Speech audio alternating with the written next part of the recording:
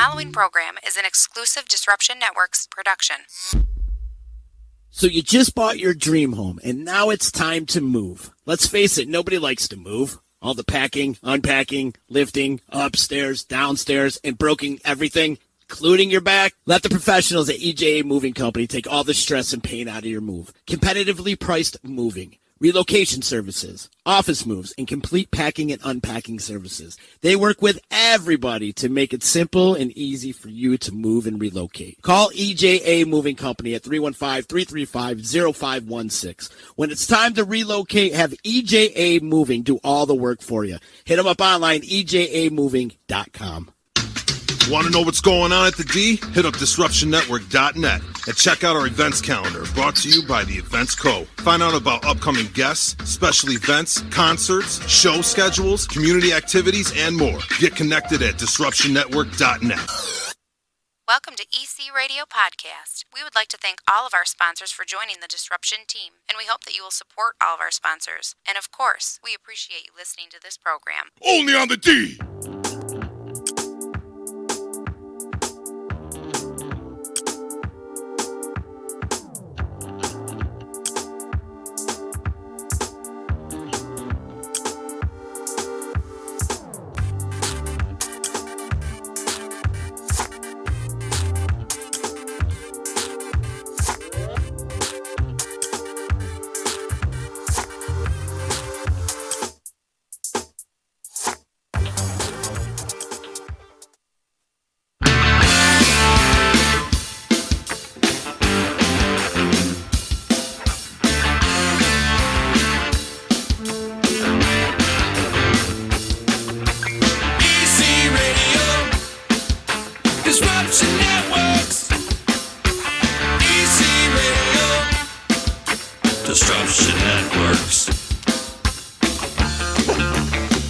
Hola, amigos. What's happening? It's Monday. It's the D. It's time to disrupt your afternoon. That's what's happening here today, right now. It's me, Z. I'm present and accounted for. You can follow along on all Disruption Network social media platforms. And you can find us in podcast form. Apple, Google, Stitcher, Spotify, or save yourself the trouble and just go to our website, DisruptionNetwork.net. Follow, subscribe, like, all that freaking social media crap. Thank you to Utica Coffee. Utica Coffee Roasters got us jacked up today on the program in the studio.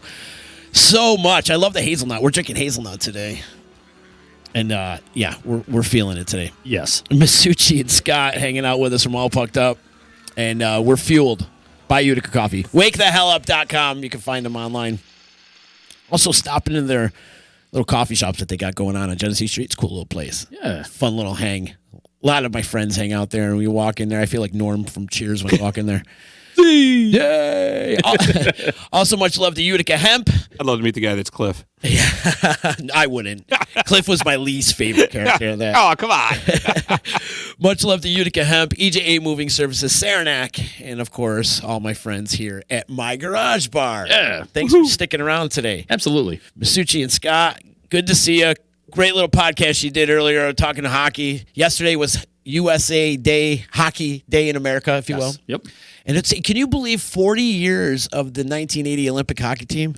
Unbelievable, isn't it? That day changed my life, man. Yeah. It did. That's the day I started loving hockey. 40 years, though, that makes you realize just how old Shut up. Yeah. Stata git, as we say in Italian. Yeah. Shut up. Yeah, 40 years, man. But you guys watched that game, did you? Do you remember Absolutely. watching that game? Yeah. I totally remember. It was on at night, too. And Dad let me stay up all night to watch that game. You know what I remember thinking to myself? Why is that ice, like, spots of it so blue? Is there something wrong with the ice? I just, It's just bad cameras. Yeah, right? It was 1980. They didn't have the technology we have today. That's for sure. No. But, you're absolutely right when you say, I think that game got a ton of people. I mean, that was like overnight. Everybody wanted to be a hockey player. It inspired millions. No doubt. That No game doubt. right there, that team, those young college kids that beat the Russian monster. The machine that was. Yeah, that beat them. It just changed the way people liked hockey around here. Yeah. Well, not just around here. I feel like, because Utica is America's Canada, So, you know what I mean? So it's always been a hockey town. Yeah. And that phrase comes from Mike Ciccone, the comedian. He's hilarious. If you can, check him out. Utica is America's Canada. And we love hockey in this town. Absolutely. And hockey has always been top dog around here, sports-wise, for years and years, even before the 1980 Olympic hockey. Absolutely. You can think about the Clinton comics from back in the 60s and the 50s, and there's some great books out Eastern there you Hockey can League. read. Yeah, there's some Yeah. stuff out there. You know what the I Mohawk Valley Stars, remember that? The Comets, the Stars, the Bulldogs, the Prowlers. The problem is, And of course, the Utica like a Devils. Hamburglar. and of course, Can't forget the Devils. Yes. Yep. And then the Utica Mohawks. Do you remember? And the you know Utica what? Mohawks? The irony of it all is, we're talking about the Olympic team. Herb Brooks coached the Utica Devils. Yeah. Was he the first coach? No, Tom McVie was. Tom McVie, thank you. Yep. Tom McVie. And then Herb took over his spot, Right. right? Yep. But Herb Brooks only stayed in Utica. He wasn't there long. Like 2 years. Yeah, it wasn't long at all. Legend. That guy's such No. a freaking legend. You know what I always remember from the Olympic game, the miracle game, the commentating. Do you believe in miracles? That was like, wow. If I ever meet Al Michaels, I'm probably going to cry.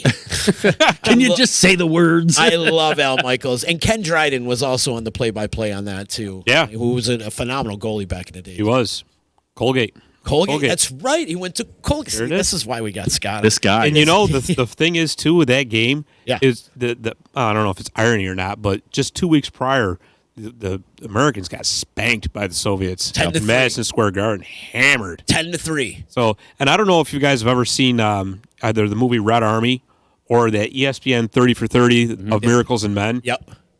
For anybody out there that's listening and wants to know more about the Olympics or that Olympic game and all that, watch those two movies.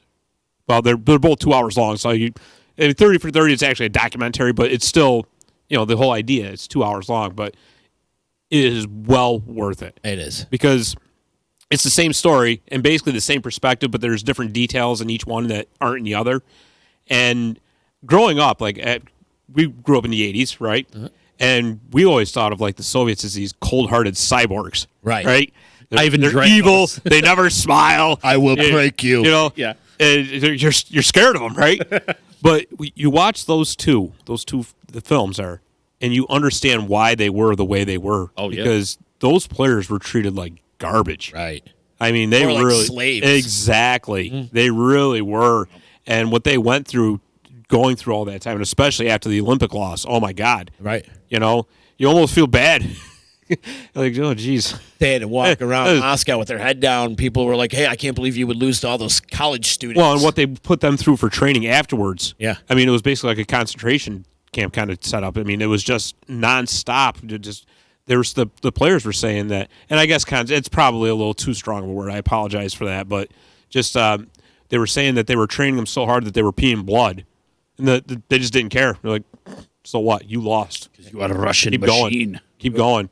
And that's that's what they compared it to in the film was I mean they were locked in these bases, with literal barbed wire around the tops, and they're like, you're not going to see your families. Yeah. You're not making phone calls. You are training, and that's it. I mean, it was huge. Well, look when those guys started coming over and actually getting into the United States. I mean, Yeah. that was a whole thing in itself too. Well, sure it was. To escape the Soviets, Yeah. basically. Who Yeah. was the first Russian to come over and play hockey? In The United first one that they allowed over was Sergei Pryakin, Pryakin? and he wasn't. He was no star or anything like that. It was just kind of like that first. They kind of tossed it out there. Test run. Yeah. The first big star that came over was Makarov. Makarov? Sergei Makarov, Okay. who was actually at the 80 Russian or Soviet team. Sorry, But Tikhonov or any of those guys Fedorov. never- well, Fedorov came over. Fedorov but, defected, and so did Alexander McGillney, but Tretiak, he was the best No. goalie in the world. and he was actually drafted by the Montreal Canadiens. But right after the Olympic game, right? Didn't he stop playing? He was soon going after? to quit, and they basically told him, "You are not quitting." So basically, his way out was the '84 gold medal win. Okay. And Sarajevo, they're like, "Okay, our pride's restored now," and all that. So he got out, and it's a shame that he never was allowed to come over to the NHL because there was nobody better in the world Yeah, it wasn't. than Vlad Tretiak. There's no way. And then the coach's fault were taking him out of that game. And right after the first period, going into the second period, they put the backup goalie in because he gave up 2 goals. Yeah. He only gave up 2 Boris goals. And they Mishkin took or him out. something. Yeah. Yeah. Bishkinov. Or, Yeah. I don't know. A lot of consonants in those Russian names. But it was that second goal was kind of a fluke goal, anyways, and they just. But unacceptable, and I couldn't even imagine having to play under those circumstances. That's just ridiculous. That was the Mark Johnson goal right at the end of the period. Yes, it was. Right, he came right off the bench. It was a fluke rebound, and everybody kind of thought the clock was going to run out, but that old adage in hockey, you play until the whistle. Play till you just that keep horn going, goes, right. and that's what he did, and it paid off. Yeah. And Herb Brooks, we go back to Herb Brooks too. He's had so many memorable speeches. Oh yeah, that have come out. Like my favorite one is when he's making them do the Herbies, as they call them. Right. You go from goal line to blue line, back to the goal line, then to the center line, then back to the goal line, then to the other blue line, back and forth. Right? They called them Herbies, right, at the time.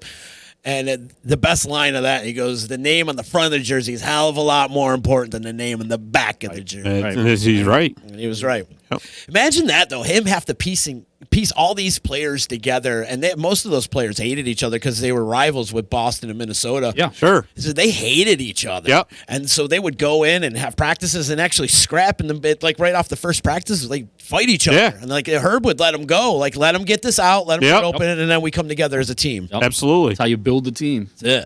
Have you ever been to the Olympic Center in Lake Placid? I have. I've actually skated on that ice before. Really? Yeah. That's awesome. Yeah. Because you know what? I went there once. Obviously, I didn't get to skate on it. But what struck me was, like, if you watch that game on TV, that place looks immense. Right. Right? Huge. And then you go walking in, and it's no bigger than the Clinton Arena, really. Right. You're like, Really? wow, yeah. Yeah, it's small. It's a small tiny. rink. It is. You're like, I mean, it seats, what, 2,500 maybe? Something like that? Yeah. They're like, Yeah, it's way smaller. wow. Like, You're right. It looks huge. When yeah, you I watch mean, that it TV. looks like you're walking into Madison Square Garden or something, but when you're actually there, I mean, it's a great setup, but the arena itself is tiny. Yeah, it is.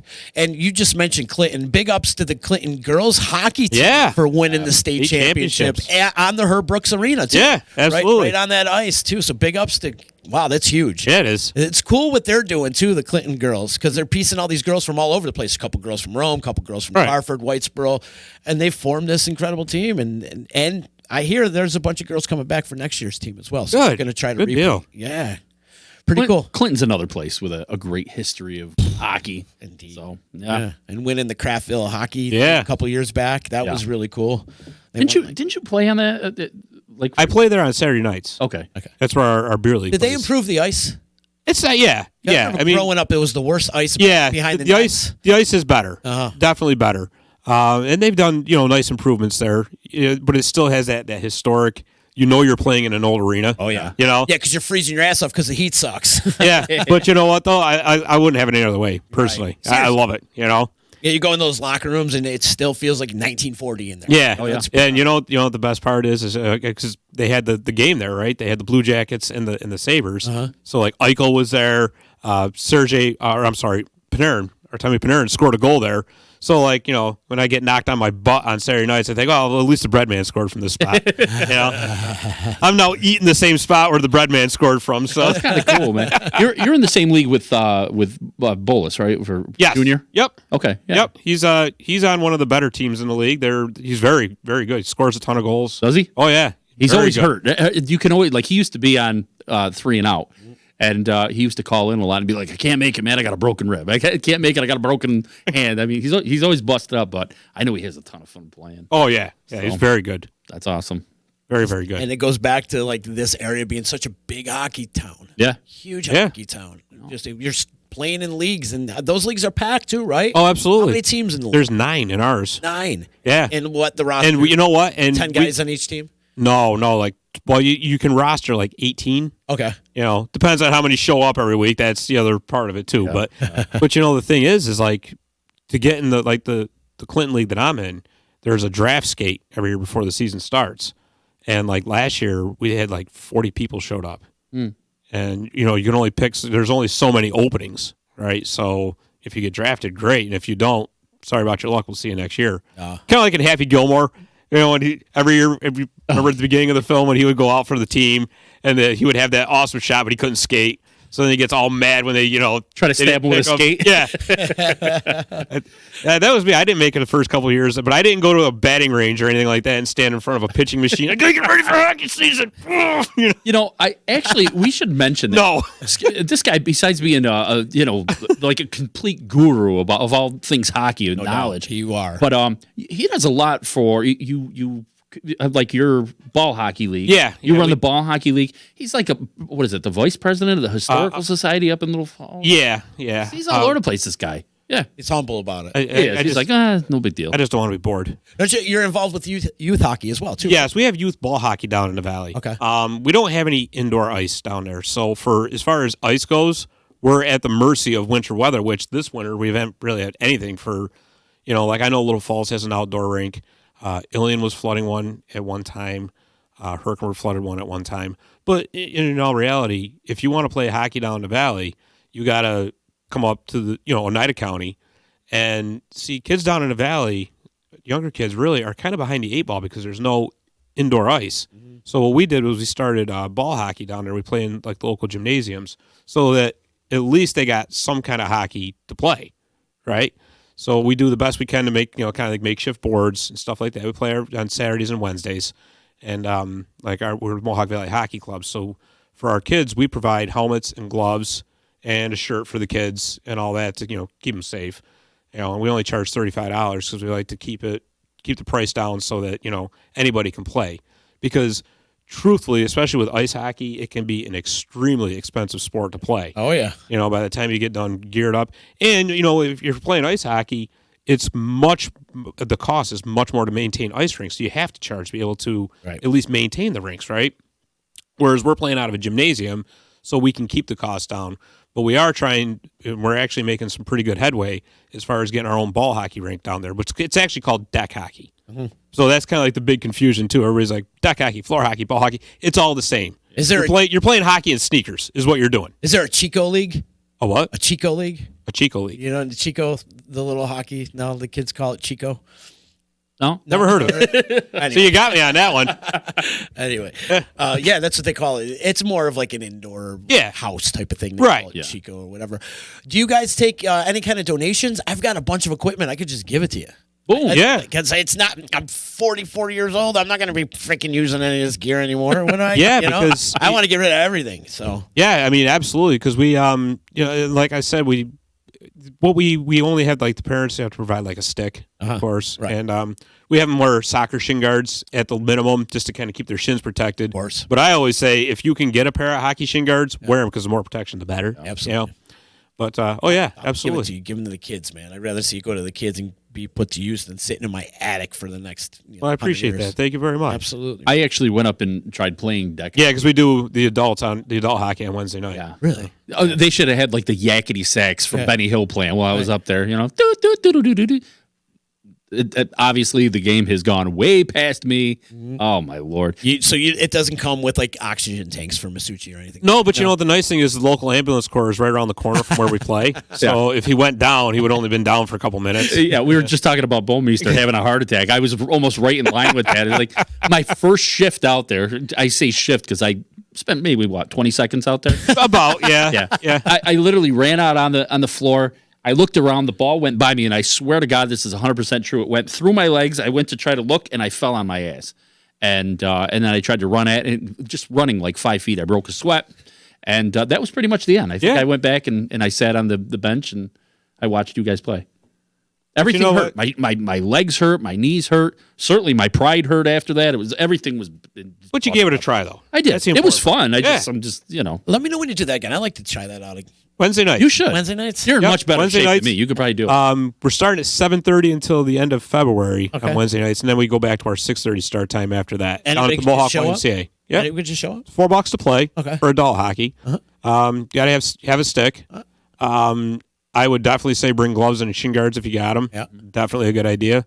But yeah, we play for about an hour and a half or so, and it's pickup. Yeah. I mean, we don't have referees, so it's kind of, we self-police, which can sometimes turns into a disaster, especially if it's a close game. And but anyways, but once going forward, if we do get this deck hockey rink that we're, like I said, making very good headway on, we will be looking to do like an actual league. Oh, cool. Obviously both adult and youth, and all that, and it'd be the first actual deck hockey rink in the entire area. Which is really surprising to me, given how big hockey is. But yeah. What's the address for if somebody wanted to look that up? I remember you gave it to me before. There's a Facebook page for it. Well, the adult hockey we play at the YMCA of the Mohawk Valley, which is the Mohawk Y. right? And that's at 83 East Main Street in Mohawk. Okay. Like I said, Wednesday nights, for this week and next week will be 7:30, and then after that we'll go to our 6:30 start. And also with the adult hockey, we do what's called the Big Assist Tournament, and that's an annual thing where we have teams come in, you pay an entry fee to get in, and all money we make goes to, we pick a kid-related organization or a kid in need, and we donate the money to that. So like last year, we donated to Hockey Fights T1D, which is a local organization here. It's run by Matt Roach. His son has type 1 diabetes, and he started this organization a few years back to create awareness and to help contribute to the JDRF, which is the Juvenile Diabetes Research Foundation. And it helps kids with, diabetes and helps, research and all that. So it's another fantastic organization. If anybody's looking to donate, look up hockeyfightst1d.org on the internet. But that's what we like to do because we're all about, pushing the sport and especially getting kids involved with the sport. Indeed. But you know what? Obviously, there's all kinds of organizations that are worthy of, donations and all that. But as far as the tournament goes, we prefer to go with a kids organization that's going to legitimately help kids, or like I said, if there's a child in need that's, really in dire straits and could use the help, that's what we want to do. So this guy, huh? We struck gold with this guy. He's got a huge heart, guy, man. I don't know about gold. You better get that checked.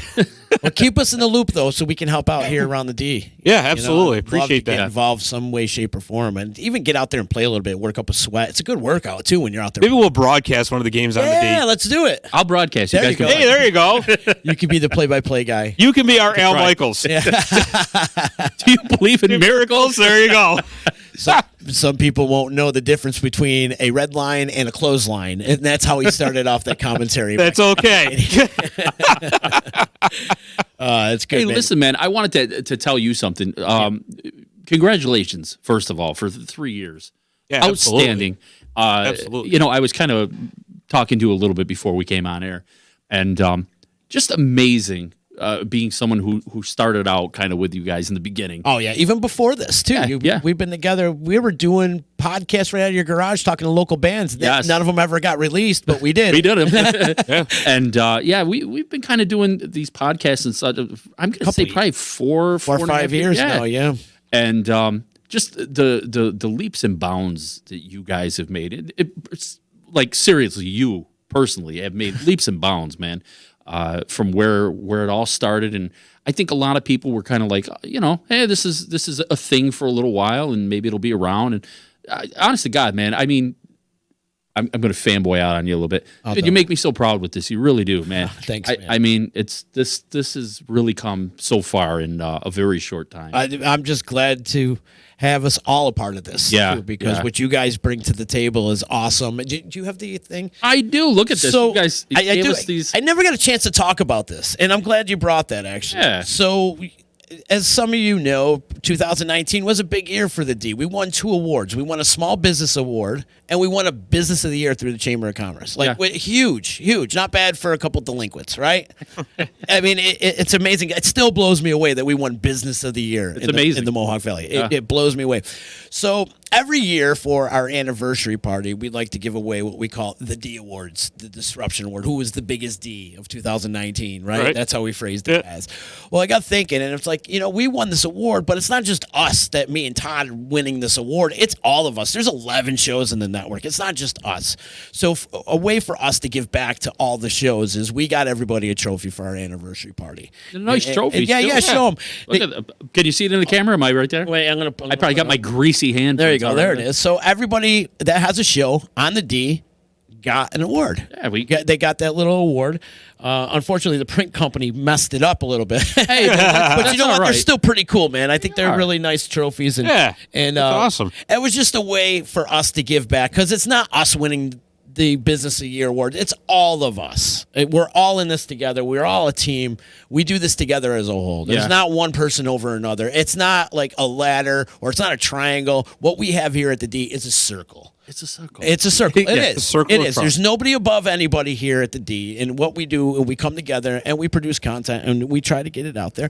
But for me, it was very fitting to give you guys an award, and everybody got one. Everybody got an award. So thank you for donating your time. I mean, nobody gets paid out of it. You guys don't get paid for doing this. You come in here, do it because you absolutely love it. That's the thing. So much fun. That's what It makes really it is. really And you guys have great. fun, and I have fun doing this, and Yeah. everybody has fun, and they're excited, and you put work into your shows, and like Wrestle Fandom, I got to give a big shout out to those guys. Oh, because yeah. they were like. When I thought about who we going to give an award to, they were the first person that came to mind, Garrett and those guys, because they're busting ass. They're doing good. They go out to these Immortal Championship Wrestling events, and they're part of the commentary, and they get beat up by the wrestlers, and they're just a part of it. They got the big step and repeat with our logo and their logo, and they take pictures of the wrestlers. And That's awesome, man. And they're doing such great things, and then they've got this great relationship with Immortal Championship Wrestling, and they Skype in every Wednesday, and like that made me think about, well, not just Wrestle, how can I give it to Wrestle Fandom and not give it to everybody else? So we went ahead and got everybody a trophy, and it's well deserved from all of you for donating your time and to coming in here and kicking ass and creating cool content. But you know, and that is kind of, I guess, what I was talking about there. You know, how like, man, this place has really kind of come along. You know, because I'll be the first to admit, when we first started doing the shows, it was just like, yeah, man, the very first show I was in here, I had my shirt off. I was slugging back beers. Drunk. I don't even know how the hell I got home, How man. many dick jokes did we tell? Oh my God, it was like a constant dick and fart joke. And then we got rid of those two. but we came out, and of course you remember this, like disruption. We're going to disrupt it, and we almost were building ourselves as trying to, like, we're going against the mainstream. So like the Observer Dispatch, there's a beef with them, and like WKTV. I mean, and then we started realizing, like, man, you know, you get a lot farther if you swim with the current, right, rather than going against it. Exactly. And a lot of these businesses around here are not enemies with them. There's no beef. There's no anything like that. We want to work with them, and I think you guys have just done a marvelous job of starting to bring everybody into the fold, and everybody's starting to realize that Disruption Networks is a very, like, you know, it's a legit place to do your advertising and talk about things that matter for the community. And that's what I mean, man. It's great to see you guys and the network as a whole kind of have matured into this. Yeah, definitely. You know, definitely. it makes us feel a hell of a lot better about coming on, you know, and doing these podcasts on a platform that's legit, right, and means something, and it's not just a constant stream of dick and fart jokes again, right? You know, or trying to make beef with the local businesses. Yeah, it's long great. gone. It's great what you guys are doing, man. And Thanks, I mean, man. I think I speak for everybody that does the my garage bar that we couldn't be happier with the marriage, man. Seriously. So seriously. So when's our honeymoon? Tonight. Tonight. No, seriously. And then, Miss Suchi, what you do with Animal Jam and Animals for Animals and all that, and I'm so happy that we can all come together. And we've been doing it together for Yes, years, but to absolutely. actually incorporate the D with everything that you're doing on that aspect is huge. And recently, Stephen Swan, Humane Society Telethon on WKTV, none of us could make it. Oh, man. You were under the weather. Miss Mossy couldn't make it. He was sick. Everybody We had to was send sick. Dallas and Big Ron. I didn't even know they were going. They actually, Ron sent me a message like, "Did you see us on TV?" I was like, "I did not."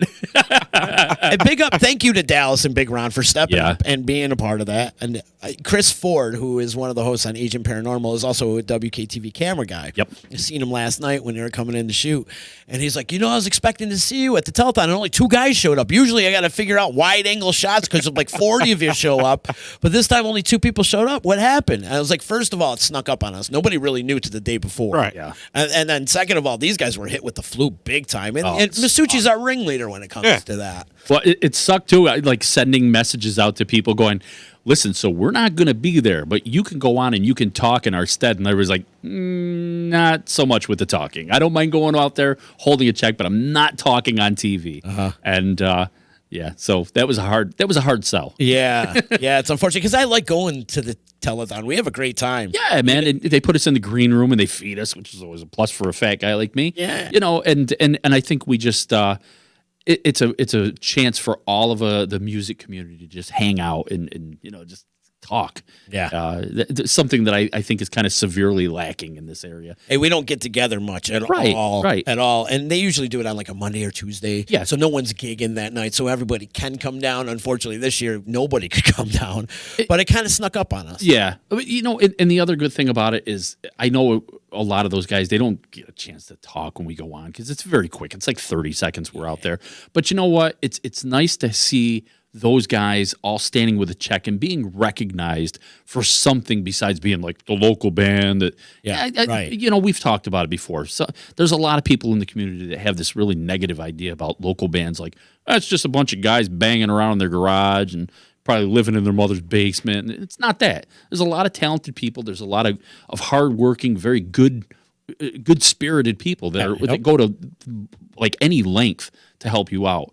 And want to help the community. Absolutely. We've got people that have, like yourself that have been doing this 12 freaking years. So, and of course, I'm very bad at having the totals, but I mean, this time around, $7,500. That's our best, amazing. right? Yeah. Isn't that our best? Yeah, $7,500. The last before this one, I think we were close to 75. I don't even know. I don't think so, man. I think this one we blew it all out of the water because I recall coming to the table with like $5,000, $5,500, $6,000, something like that. When we go to but 7,500. This is crushes it. Yeah, this is like our high mark right now. And like you always it really say, is. It's great to see the bunch of band guys donating $7,500 and then a bank comes in and donates like $200. Right. Nothing against them. The donations are always appreciated, but it's great to be able to like trump a bank. You know, walk in and be like, that's a nice $200. Yeah. Here's ours for $7,500. Yeah, right.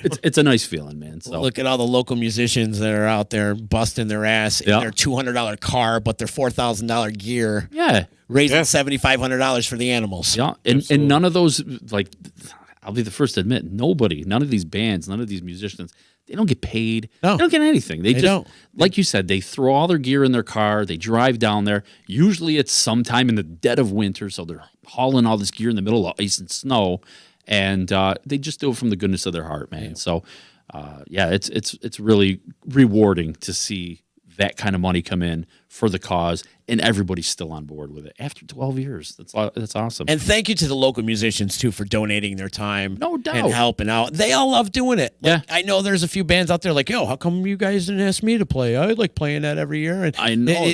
I feel like there's you got to put bands on like a side list. I do, and a filler list. Doing it, bands offering like, hey, we'll donate our time and talent. I'm like, I can't use you guys this year because we've already got 30 freaking bands. Right.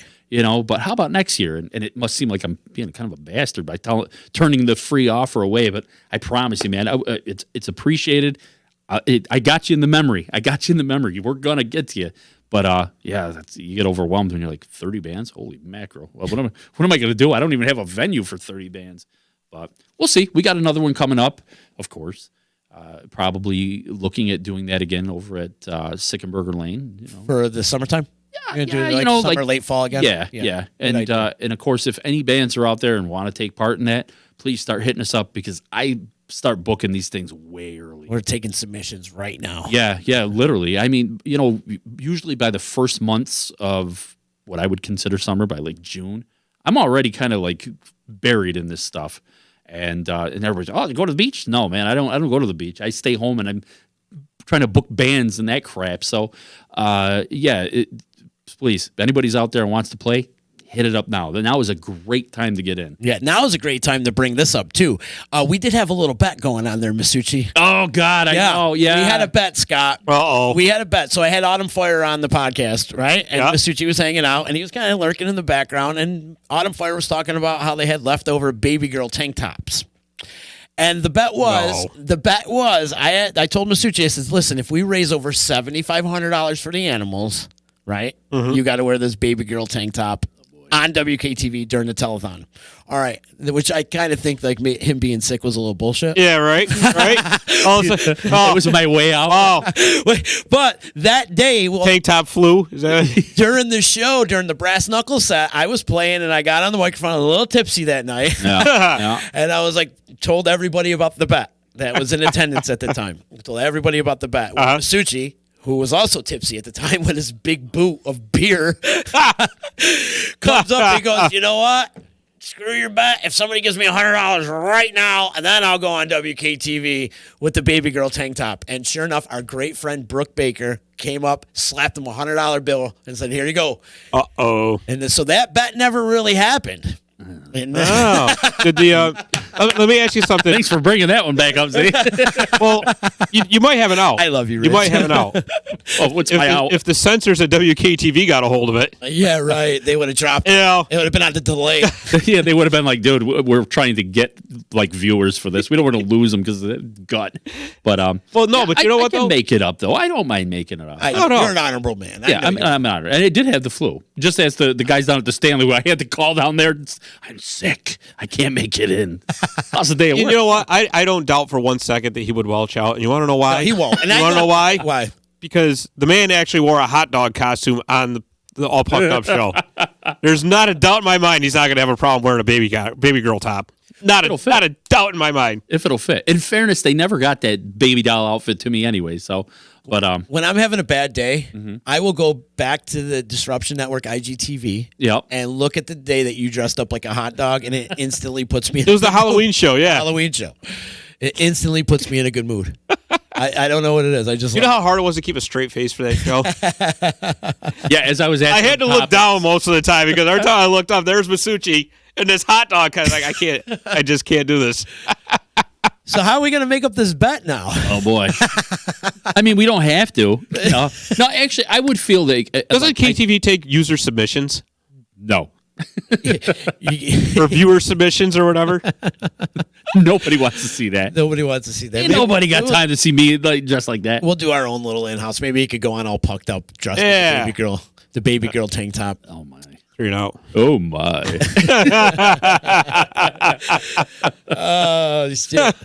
Puckhead saying make him wear a thong. Oh. I'll wear the baby doll. I mean, before I wear that thing. Travis also wants to know if you could play goalie in your hockey league.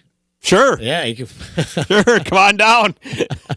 Always looking for people to pepper shots with. You know? Yeah. And Jamie Foxx is saying he would have gotten so many views if he missed the hot dog costume. Yeah, go check it out. It's on our IGTV. So if you go to Disruption Network, Instagram, and search on the IGTV, we keep it all up. The keeper. Yeah, it's great, dude. It is. It does make amazing. It does make me laugh. You know, the best part is we were supposed to dress up too, and me and Yoshi both dropped the ball on it. Yeah, they shined me. I show up in a hot dog costume. They're not even dressed up. Like, what the hell's going on here? I don't know if you know this or not, but obviously down at the Stanley, I do a lot of the wardrobe. And we have a kind of a weird little tradition that if there's any like crazy costumes that come through, they usually dress me up in these costumes, and I end up being their like display or their model for the day. So I think somewhere, probably Carol Benzo, the wardrobe head down there, she has like an entire camera full of photos of me with all these crazy costumes. Really? Yeah.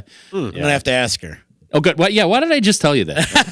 I work at the Stanley too. Why don't I shove that right down my own throat? Hey, guess what? Hey, I'm an idiot! Yay! Look at me! Look at me, everybody! I'm a jackass. Oh, yeah. I want to throw a plug in though to the Stanley this Saturday. Get the Let Out, an amazing Led Zeppelin tribute band. Check them out; they're incredible. Tickets on sale. It's going to be a fun night. So go on and go check out some great live music at the Stanley's, kicking ass over there. Now they got this new app too, where you don't even have to leave your seat. They will deliver your drink or food right to your right to your seat.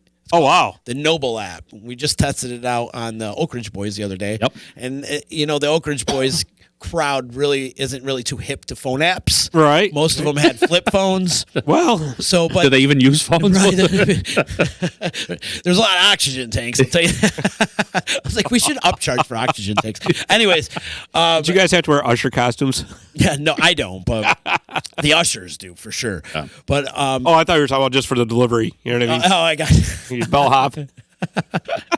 So we're gonna test out we did test out the Oak Ridge Boys that little phone app for that show, but I'm sure this Saturday will be heavily used with the Noble app. Now, can you order anything from the concession besides booze, or is it just booze? I think it's booze and then whatever snacks are there. Okay, and then there's a caterer, but you have to go up and walk up to that. That's not included. Yeah, with that app. I tried that popcorn the other day. Oh, it's great. Oh my god, they got new popcorn that everybody's excited about. But it's really tasty. It is. Different flavors. Yeah, I got a little sample, and I'm like, popcorn. Oh my lord, it's just you're just asking for me to eat about 5 pounds of that stuff. So yeah, the Stanley's kicking ass though. They are, man. They're doing great things down there. They really are. They're doing some good stuff down there. And it's funny. I should comment on that too. Because I've worked down at the Stanley since 2007. Has it been that long? Yeah. Wow. Yeah. And I'll tell you what, man. I've seen a lot of things come through, and it's amazing, like the different visions that have kind of gone through it. What you guys are doing now, it's like a whole new, fresh vision to everything, bringing in a lot of bands that I didn't think I'd ever see down there, and just good things. Got a lot of good things in the works, man. That's. Hats off to everybody down there. Lisa's killing it down there, the executive director, and the whole team down there. It's really cool. And then having this relationship with Creative Concerts and coming in doing the concessions. And is it literally called like Creative Concessions? It's Creative Concessions. That's cool. And Creative Concerts. It's two separate entities, though. And then they're going to be bringing more shows into, and there's a lot of great things happening. Crushing it down there. Yeah, Absolutely. It's good. It's good stuff. Bandage is like, I'm going over the list now. I've been missing a lot of the comments, so I'm pulling them up right now. Oh, no. Bandage posted your MVCH. Mohawk Valley Hockey. Yeah. I can't read today. He posted your Facebook page up there. Oh, cool. Thank you. And then he's saying, wow, fancy trophies. Any misspellings on the trophies this year? As a matter of fact, there are. There are. The company totally messed up the print, and we're getting some new trophies. But and that will come soon. But just the recognition. We had to recognize all these shows that bust their ass every day. And do some great work out there. In fact, tonight, 9 o'clock, Unstoppable You with Heather Beebe. She's killing it. Yep. She got an award, too. So she comes on at 9 o'clock. And then you guys got 3 awards. Yeah. Masucci. Hey, you did. I took it home. I was like Parasite at the Oscars. I took all the awards home. It was great. Who knew?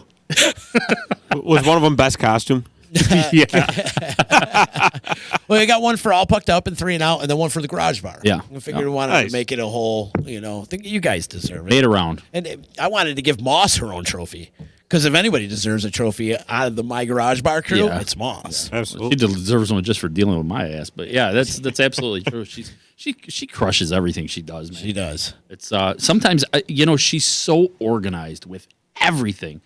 And everything we do, it's like a series of notes and planners and this and that, and it's all her. I literally just look at the list.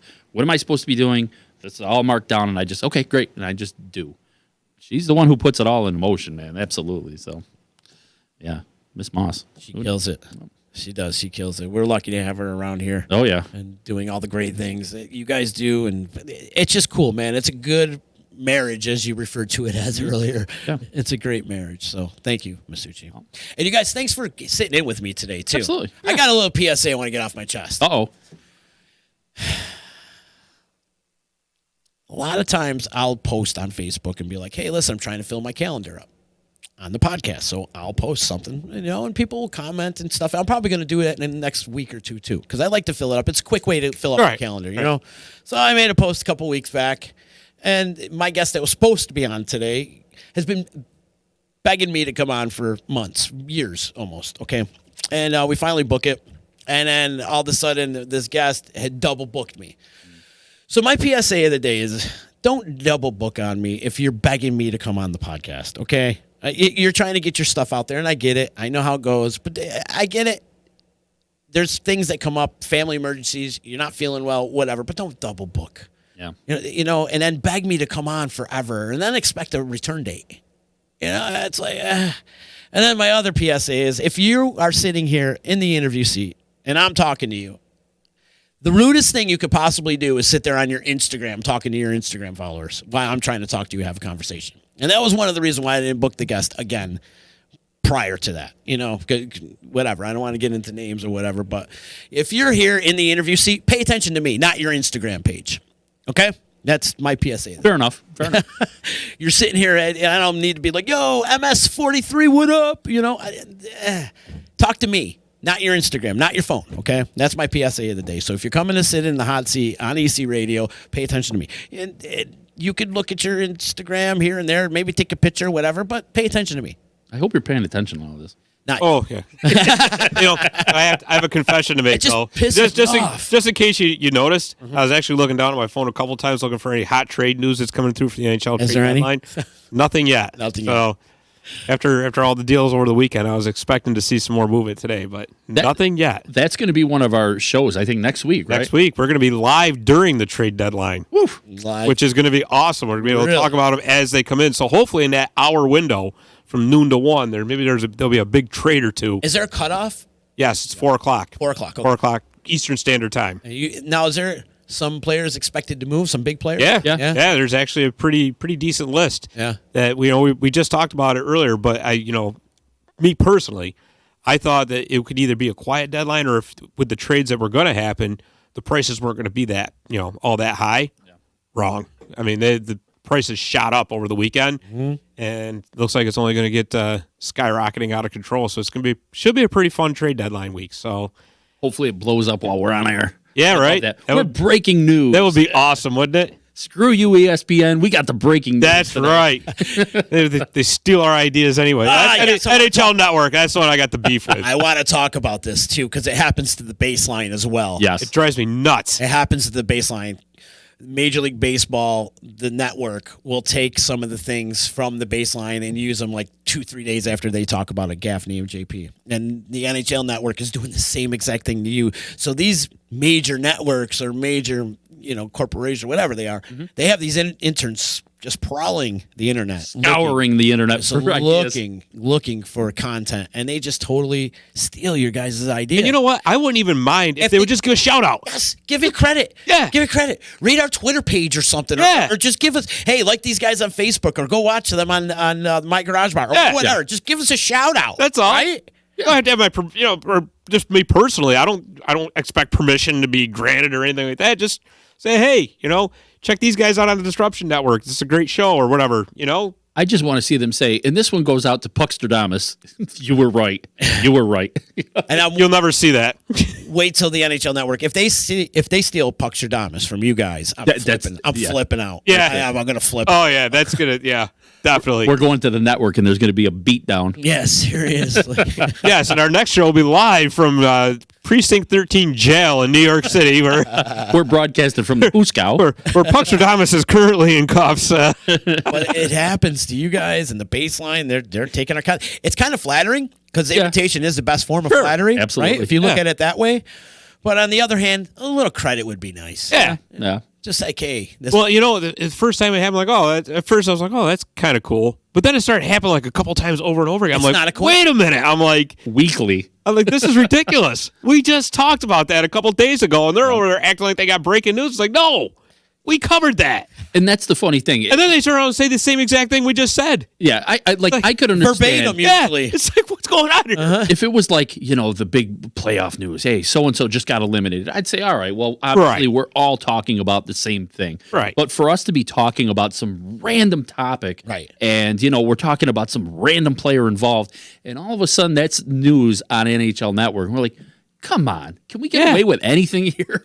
Those guys, they must have their finger on the mouse just going, yep, okay, they're talking about this. Got some great ideas for the show. It's like, come on. Right, because when we went into at least for All Pucked Up, and we went into the season this year, we wanted to try to steer towards like a content-based kind of thing and not so much this regurgitating game summaries and all that. We wanted to kind of get into the different topics, hockey, of course, but, just other than game action itself. We're like, oh, yeah, that's a great idea. So we started coming up with some new things, and then that's the stuff that started getting stolen. We're like, wait a minute. Do your own homework. It's like, come on. One of these days, I'm waiting for it to be like, hey, so today we're going to be talking about this, and we're going to give our Garage Bar Award for the whoops. Yeah, they slip. Yeah, whoops. Yeah, exactly. That's what I'm waiting for. Yeah, let's put in a teleprompter like it's Ron Burgundy. Yeah. Hey, I should say this too. Obviously, we're always looking for anybody who's out in the community that might want to jump in and talk some hockey. We have like a weird thing that we specifically shop for. You got to be knowledgeable about hockey. That's first and foremost. Second of all, the schedule, because I realize not a lot of people have the ability to come on here at 12 o'clock on a Monday. That's kind of a tough one to get with. But also not afraid to talk on the mic. There's like a weird combination we're looking for. But I do believe those people are out there in the community, and I know there's some people that are passionate enough that would want to come in and get involved. And drop us a line. We're always looking for people that want to come in. Also, no offense, Ranger fans, but anybody out there who's like a non-Ranger fan that wants to come in and talk about like different teams, and I say that with love. Right? Yeah. And it's not meant to be an offense to Rangers, but there's, Rangers just pretty much dominates the conversation. Yeah. So if there's any other, if somebody out there is a Minnesota Wild fan and wants to come in and talk, Are there Minnesota Wild fans out there? Well, I'm sure if you went to Minnesota. But it's tough, man. We pitch out and we get like 1,000 people they're all Rangers fans. Like, yeah, that sounds cool. Like anybody for, maybe like a Jets fan or something like that. Yeah. Crickets. Yeah. So it is tough. It's another thing we were just talking about too. Like upstate New York, we're like in the central hub between like 6 NHL teams. If you think about it, yeah, right. Yeah, Buffalo, the 2 New York teams, New Jersey, Boston, Montreal is like 3-4 hours north of us. Toronto's 5. Can't forget Toronto. And Philly's 5. Yep. So I mean, there's several teams. Right, Pittsburgh's 7. I mean, that's kind of So, but I mean, it's just the way it is. I mean, that's great if you want to be a Rangers fan. Absolutely. Go, anybody who likes hockey, it's great. What I was just saying is, it'd be interesting to see perspectives from other teams. Yeah. I love how the Kings fan can talk shit about the Rangers right now, huh? Yeah. You want to know why? Because you guys have hated us since 2014. So, you know how miserable and bitter I would be if '94 never happened? Oh, my God. I would be so bitter and miserable right now. Yeah. Still. But, it's great, too, because, I mean, like I said, there's still Ranger fans out there that if I'm wearing a King shirt or something like that, like I was at Dick's Sporting Goods right after the Kings won the Cup. And I had my jersey, over the summer, all proud and all that. And I forgot what I was buying. It wasn't anything major, right? And I put my purchase up on the counter, and the cashier, the guy who's running the cash register, looks at my shirt, and he just doesn't say, "Hey, how are you doing today?" You guys cheated. What? That's it. I go, what? I don't see what? He's like, Dwight King ran over Lundqvist. That goal should never counted. We should have won game 2. Oh, yeah. I'm going, oh, my God. I'm like, really? I'm like, we're still bitter. I'm like, you got to be kidding me, It's like, give me a break, will you? You've won 1 Stanley Cup since Pearl Harbor. Leave me alone. Ouch. I know it hurts. There. That's just for all the payback for all the crap I have to take as a Kings fan and the fact that we're in absolute misery right now. So. Yeah. The Rangers are too, but the Rangers are actually they're on the rise though. They're a lot better off than they were. Yeah, oh yeah, they're definitely on. They're definitely headed in the right direction. Yeah. There's no doubt. Couple things over here. Bandage is checking in. He says he keeps missing All Pucked Up because you guys are on so damn early. Yeah. he wants your take on the Jackets, the Blue Jackets. Oh, we just had the show like 2 weeks ago. You know what? Don't sleep on them. No. Don't sleep on a John Tortorella coach team. Right, and you guys just talked about All Pucked Up. Because I'm telling you, that is the kind of team that you never, ever want to face in the playoffs. Right. Never. And, this Elvis Merzolkins, who they've called up when Jonas Korpisalo went down. That kid's no joke. I know. Some of these names are like... all these names with the consonants? Well, it's hard to say them, too. But, but no, this kid's no joke either.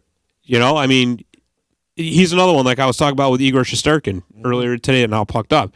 I would like to see a much bigger sample size. Right. But I mean, it's going to be interesting to see the trajectory of those two, how they are moving forward. And I'm not talking about just this season, moving down the road. Yeah. Because I mean, obviously they're both projecting to be number 1 goalies. That could be an interesting battle in the Metro Division, really. Battling for supremacy of goalies, Yeah. And that's a division that's actually loaded with a lot of good young goaltenders. Yeah. You got to figure Ilya Samsonov's going to take over as the number 1 in Washington after this season. Hope he's going to be gone. They're trading him? No, he's a free agent. And they're not going to be able to re-sign him because of the cap. Okay. Because he's going to want too much money. Mm-hmm. Which, if I'm watching, okay, bye, you're on the other side of 30 anyway.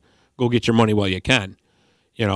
the Islanders actually have a very interesting prospect coming through. His name's Igor Sorokin. Can I interrupt you for a second? You're talking about being on the other side of 30 as a goalie. I feel like goalies got better after 30. Look at like Patrick Roy and Brodeur. Like Brodeur was an Iron Man for how many years? Sure.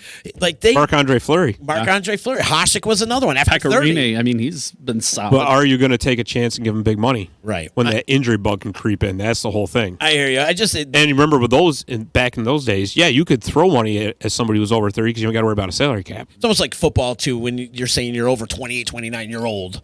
You know, kind of the same thing with the NHL hockey with a goalie. But look at guys like Brendan Shanahan, played to like 44 years old. I mean, like, right. And Yager. How about Yager? Yeah. I mean, he's still playing. He's still playing, right? He's almost 50. He's damn near 50. Gordie Howe came back in and out how many times? Yeah. And I want to say Gordie Howe played when he was like 60. He played a couple games, right? Didn't he? Yeah.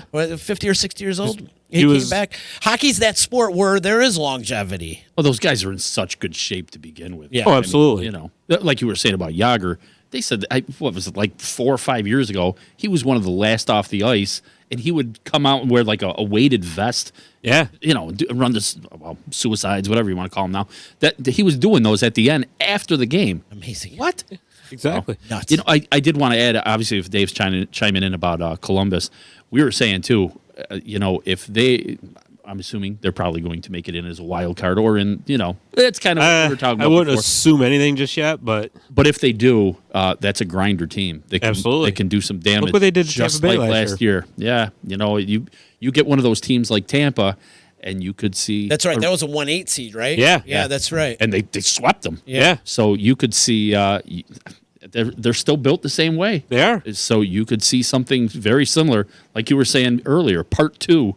Good on Columbus too, because everybody wrote them off, right? And they got some flack for not trading Bobrovsky and Panarin at the trade deadline last year. Oh. Instead, they chose to load up. Which, hey, you know what? Good on them. Mm-hmm. I actually like that, having enough. Let's just be honest about having the balls to do it. Right, front office management. Exactly, took a chance. Smart. So then everybody's like, well, they're gone. They got nothing for them now. They're not really. I mean. They're going to need to get some draft picks back. They gave up a lot getting Matt Duchene. That kind of hurt, and having him walk out the door too, Ryan Dzingel. Mm-hmm. But as long as they got Tortorella there, like, I'm a big Torts fan. I like the guy. I just, I know he's a very polarizing coach. You either love him or you hate him. Right. I like what you said earlier. You said these players will go through a wall for exactly. They will. And they will. They will. And that's just the kind of team you don't want to face in the playoffs. I'll say it 1,000 times over. What's Tortorella's relationship to Utica? Didn't he have some ties with Utica at one time? Was he a coach here, or was a coach in a league against Utica or something? There was some kind of tie with Tortorella and Utica. Yeah. Maybe he was here as a player or something. I got to look that one up. That one I don't know. Bandage, if you're out there, look that one up for us. I'm trying to remember because Mazzotti actually had the story to that. And I want to say, I can't remember what the hell it was. But, yeah, something about Torts being in Utica for something. Maybe for a game or like an exhibition game or something like that. Yeah. Travis brought up the Monarchs in the AHL. Them beating the Utica Comets back in the day in the Calder Cup. Was that 2015? 16? Yes, 15. 15? That was the day Masucci and I met Daryl Sutter. Oh, yeah. Remember that one? That guy's awesome. Yeah, we met Daryl. We totally interrupted him, but he was cool. He took a picture with us, climbed. I'll tell you a real cool Daryl Sutter story, too. Usually every year, my family and I, we go out to Buffalo to watch because the Kings come to Buffalo once a year. Mm-hmm. So we didn't go this year because we had youth hockey on Saturday. We decided to stay home, but what was it? Just 3 years back. It was obviously before Sutter got fired. He was the head coach of the Kings. And we went, it was a Friday night game, and we always stay overnight at the same hotel, the one that's connected to the arena. You got to pay a little bit extra, but it's nice. You're able to park your car there. Yep. You're done, right?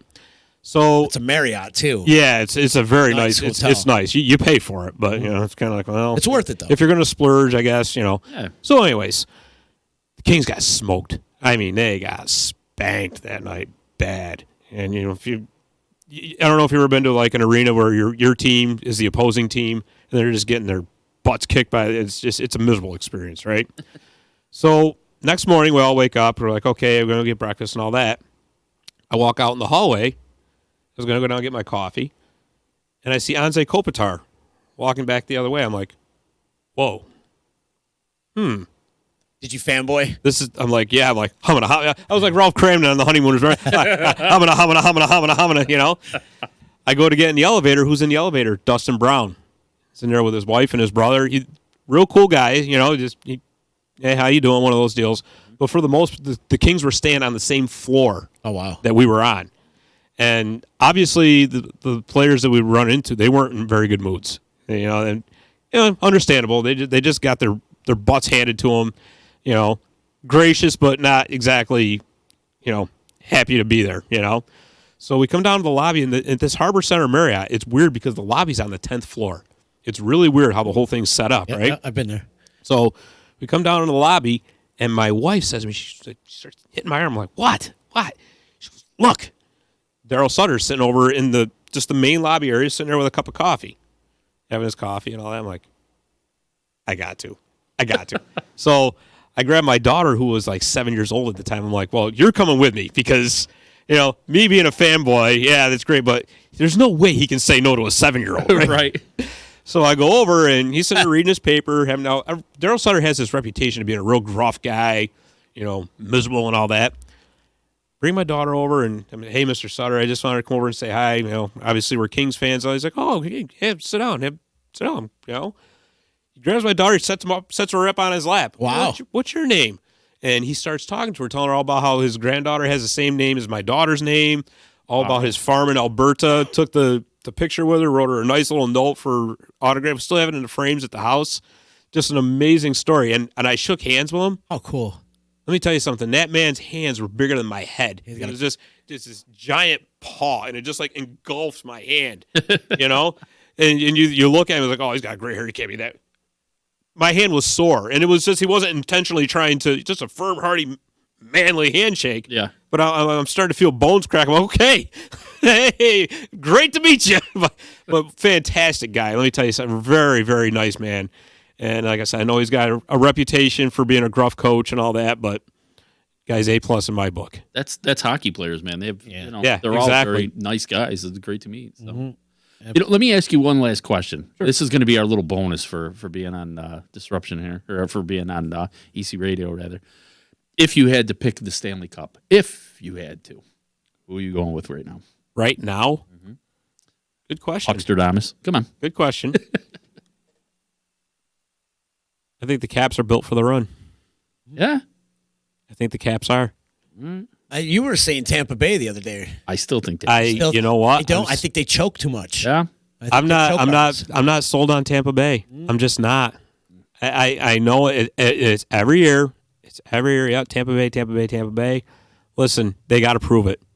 They do. To me, they're just not built for it. I don't. You know, they're top heavy. They are top heavy. And then there's a couple injuries too, right? Isn't McDonough out for a minute? McDonough's hurt. Right. You know, they just got Hedman's back now, but Kucherov, they dodged a bullet with him. Mm-hmm. They dodged a bullet with Cirelli. I guess he's back now too. Stamkos is back in the fold. Like I said, I'm not sold on Tampa Bay.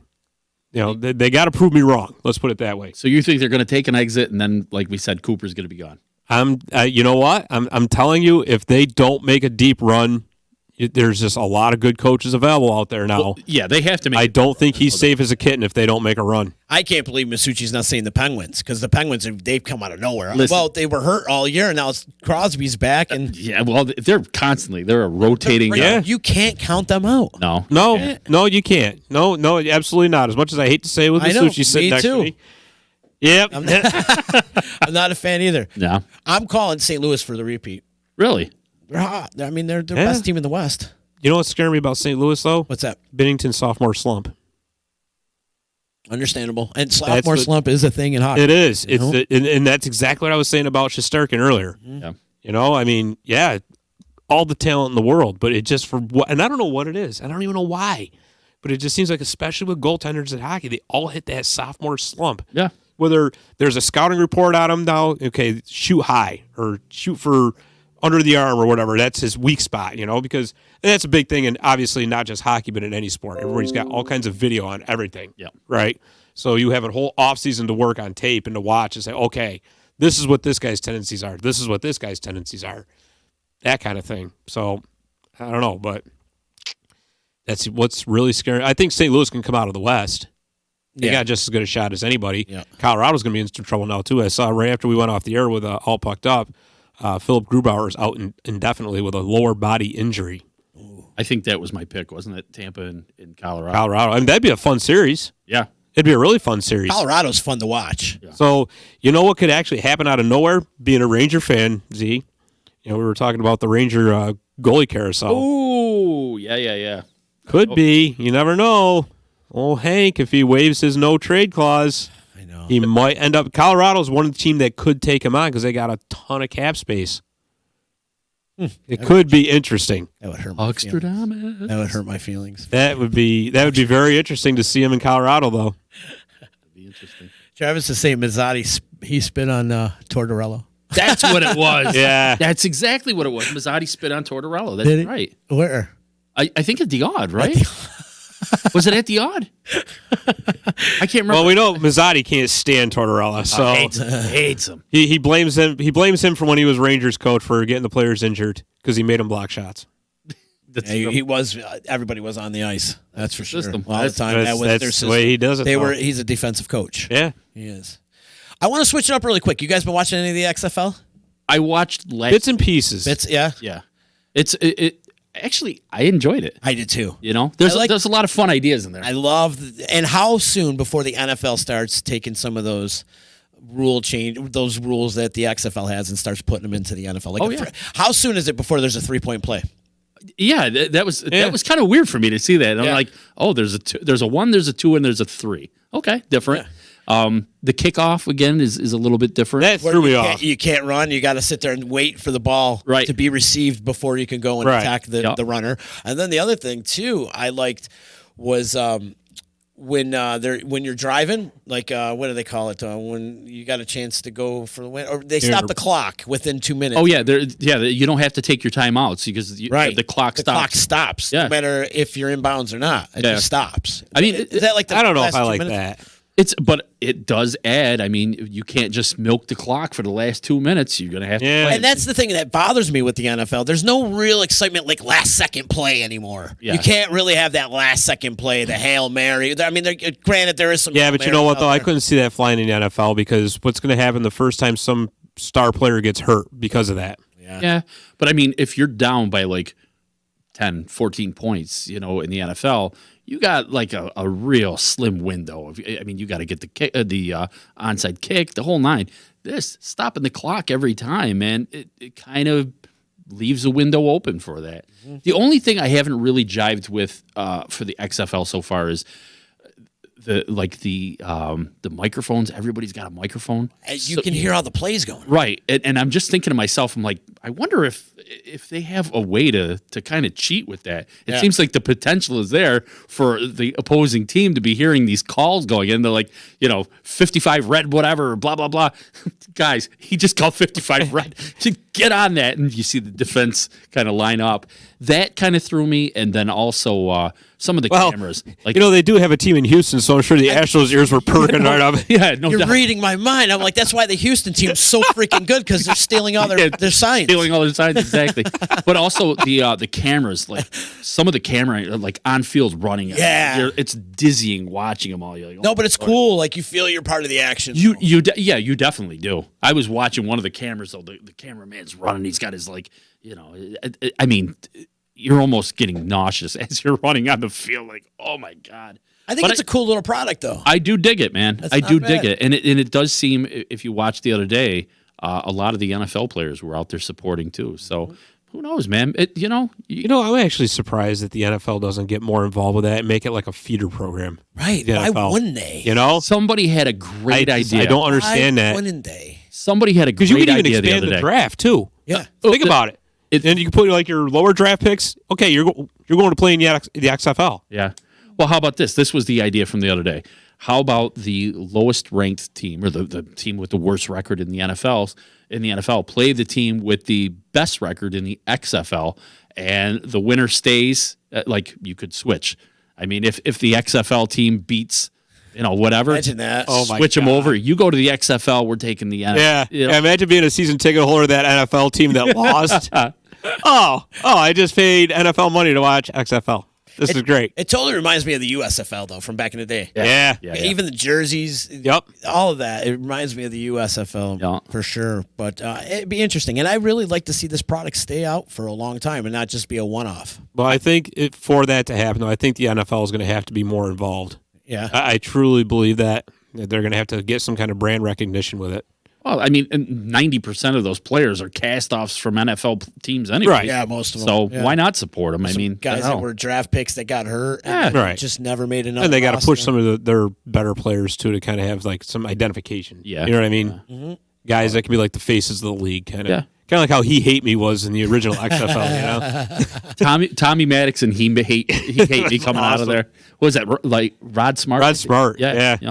So I enjoy it. So next year, it's safe to say you're going to start an XFL podcast, right? I got to learn a lot more about those players before I talk about a podcast for them. Well, instead of 3 and out, you could do 2 of them. You could have 3 and out, and then you could have 3 points and out for your 3 points. Oh, there play. you go. 3 See? points and out. There you go. Yeah. I was texting back and forth with Carlo from the Uncle Louie Variety Show, and he was just like, I just love football on Saturdays and Sundays. Like, there's no reason why I should stop after the Super Bowl. So this is great. Like, for any football fan, this is perfect. It's good to have a Saturday, Sunday game. Yeah, It's cool. If you love the game and not just following players, Right. Yeah, it's great to have that option. Exactly. No doubt about And it. it's like the NFL with less drama.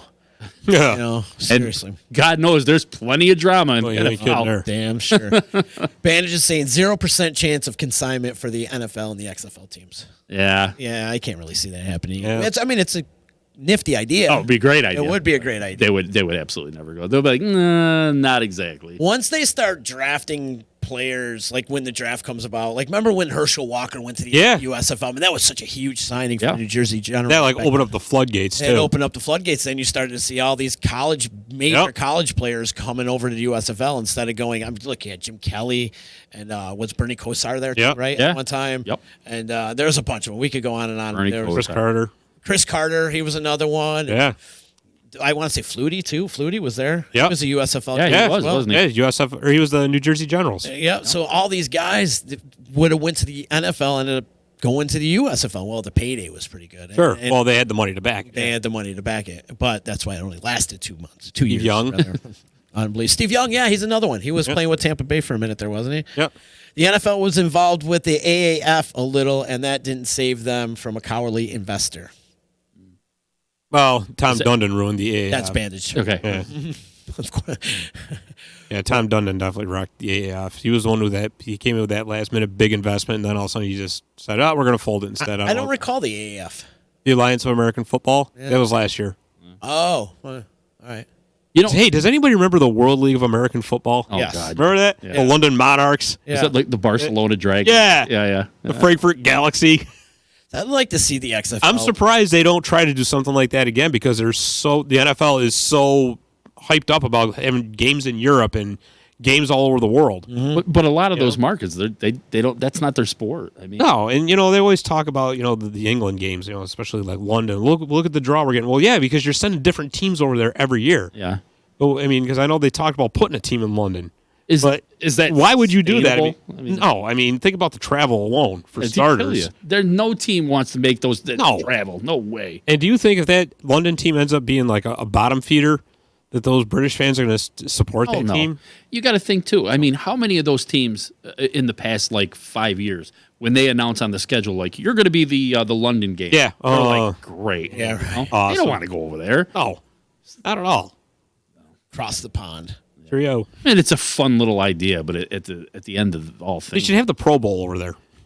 They should just stop with the Pro Bowl. Yeah, that too. unless you're going to put that back in Hawaii, man. Nobody, the players don't care about that. Hey, you get a trip to Orlando. Well, it used to be back in the day because they weren't making any money, so they got to go to Hawaii for free. That was great. Do you remember what 2 years ago they were talking about killing it. They were talking about ending the Pro Bowl because nobody's interested anymore. They go in, they phone it in. Might as well just do flag football for the Pro Bowl. Oh, they don't care. Bandage is saying something pretty cool. I have to agree with him on this. He says, what could attract top talent for less money to the XFL would be better safety equipment and better safety overall. More and more players are retiring early due to injury concerns and the NFL not being proactive enough about the problems. Now, here's the thing. But what more can you do, though? That's what I was just going to say. We actually had this conversation Did you? 2 shows ago or 3, whatever it is. I mean, they've changed the equipment, they've changed the rules, they've changed like what's a legal hit, what's not. I think they've gone, and they'll probably prove me wrong on this, but I think they've gone just about as far as they can go with trying to clean the game up. Before, you're always going to have dirty hits. It's just going to happen. Yeah, that's the nature of the game. Yeah, emotions kind of spill over, and all of a sudden, you get something like that Juju Smith-Schuster, or I'm sorry, that Myles Garrett. Antonio Brown hit from who was it? I'm trying to remember who the hell it was that hit him. I can't remember. But I mean, it was should have hit him a little harder. Perfect. Yeah, right. Vontez Perfect when he cleaned Antonio Brown out. I mean.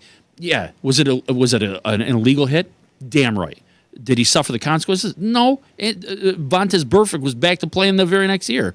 That's gonna happen. It's just that's the nature of a physical sport. Antonio Brown suffered the consequences because it knocked a couple screws loose. Now look at him. Oh yeah, he's got CTE. There's no doubt about it. Sure. He'll never play again, or if he does, it's gonna probably be for somebody in the XFL. Absolutely. No, they said they don't want him.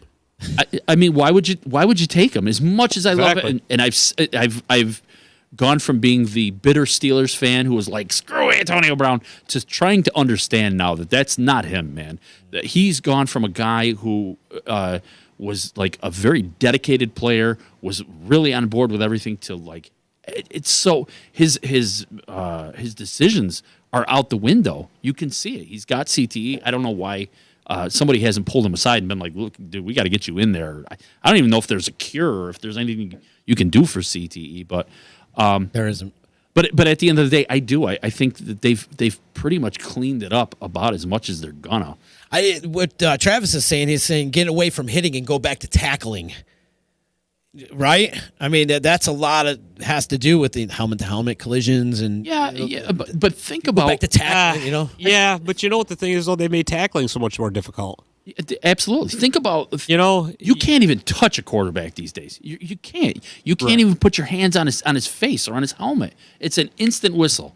I mean, it's as far as like where the acceptable range where you're supposed to hit a player, it's completely narrowed down. Yeah, it has. But there is a point with what Travis says though. If you notice the NFL, there's so much more arm tackling now. You notice they're all trying to go for arm tackling or hits. I mean, it used to be back when like we were growing up being taught to play football. You always were go for the belt buckle, right? Yeah, that was where you wanted to try to focal point. I don't even know what they're teaching because I don't coach youth football or any kind of football or anything like that.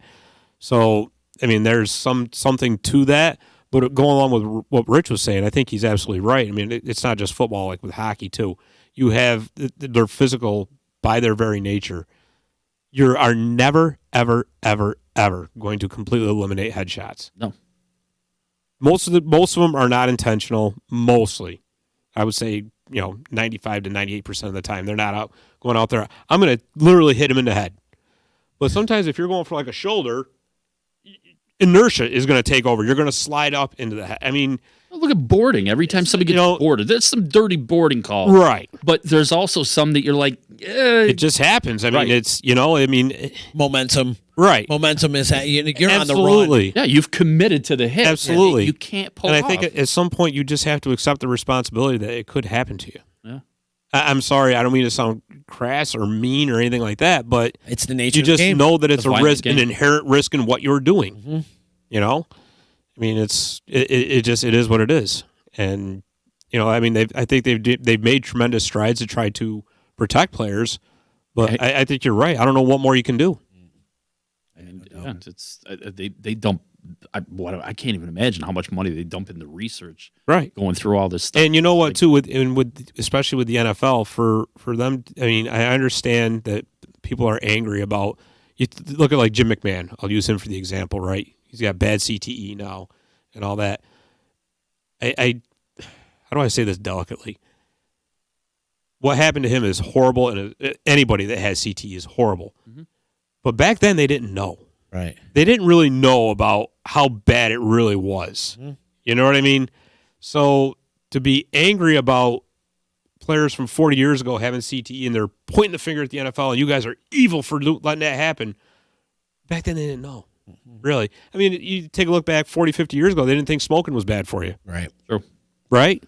So, I mean, it's just times change, and as time goes on, you evolve and you gain more knowledge. Yeah. And as long as you stay proactive with what you're getting now, then, I mean, if there's some kind of evidence that comes out that says in 1975 they knew that what they were doing was, going to happen to these guys, okay. But insofar as we know, back then they didn't really have any idea. They were playing with glorified bowls on their heads, So, I don't know. Like I said, I just think as far as anything else with that goes, it's kind of we've gone as far as we're going to go. You've cleaned the game up, leaps and bounds. I mean, that's what it is. I mean, it's like I said, it's tragic anytime anybody gets hurt. Of course, but unfortunately, it's just an inherent risk that goes along with the game. It is. Well, guys, so much for doing a 20-minute podcast. Yeah, huh? Yeah. Well, just sit down with me for like 20 minutes. That's all. Yeah, you can't put 3 people that normally do podcasts in the same. I know, right? 20 minutes. It's not going to happen. So, thank you so much for coming and hang out. Thanks for having us, man. It's been great. Oh, it's been fun. And Scott, keep me in the loop on the roller hockey thing. And it's floor hockey. The floor hockey, rather. Yeah. The youth hockey and all that. Because absolutely. And definitely, this has been good. Great conversation. You can check out All Pucked Up every Monday here on the D at noon for all you hockey enthusiasts. These guys know their thing. They do. Scott is like a walking encyclopedia of hockey. I'm just a warehouse useless knowledge. So. I shocked him today that I knew today's trivia question. That was great. Yeah. From behind the curtain. It was like the voice from beyond. The Wizard of Oz. There he comes with the trivia question. Here I come. Here I am. But that was it's cool. I love what you guys are doing. And like you said, you're not just doing scoring recaps and scoring summaries. Yeah. You're talking about content. You're talking about teams and players, and you get right into the meat and potatoes of teams. You guys are doing a great job. That's the thing. I figure if anybody wants to find out recaps on score, you can do that on any at NHL Network or ESPN. I don't want to just regurgitate that. So right. That just gets to be old after a while. But so thank you guys so much, and thank you to EJA Moving Services, Saranac Brewery, Utica Coffee, and of course my friends over at Utica Hemp. We got a thing going on at Utica Hemp. As a matter of fact, March 22nd, we're doing Beards for Bella, which is a friend of mine's daughter who's suffering from cancer right now, and so we're all shaving our beards off. Well, not Masucci, but I got a bunch of other people who are so big, sexy. Sean Smith and Justin from Showtime, myself, Colenzo. We've got a bunch of people that are going to shave off our beards for Bella. It's happening March 22nd. At Utica Hemp. More details coming up really, really soon for that. If you want to donate, please help us out with that and fight this horrible disease called cancer, man. It's unfortunate that this 10-year-old girl has to deal with this every day. It's awful. It's totally awful. Totally awful. But we're going to come together and try to raise some money for her and help out the family a little bit. So check your local listings on that. And also thank you to all our sponsors, all our friends. And also don't forget to subscribe, like, share, comment, restream, tweet, retweet, all that social media lingo that you guys are out there. And check us out on Apple, Google Podcast, and Spotify, Stitcher, all that. Pretty much where you hear a podcast. So.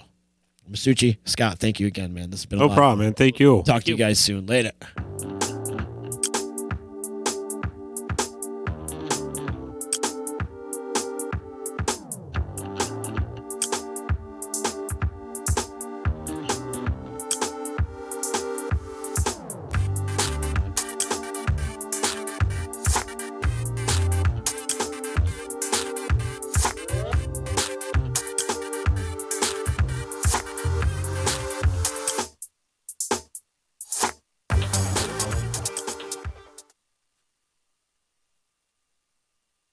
So you just bought your dream home, and now it's time to move. Let's face it, nobody likes to move. All the packing, unpacking, lifting, upstairs, downstairs, and broken everything, including your back. Let the professionals at EJA Moving Company take all the stress and pain out of your move. Competitively priced moving, relocation services, office moves, and complete packing and unpacking services. They work with everybody to make it simple and easy for you to move and relocate. Call EJA Moving Company at 315-335-0516. When it's time to relocate, have EJA Moving do all the work for you. Hit them up online, ejamoving.com. Want to know what's going on at the D? Hit up DisruptionNetwork.net and check out our events calendar brought to you by the Events Co. Find out about upcoming guests, special events, concerts, show schedules, community activities, and more. Get connected at DisruptionNetwork.net.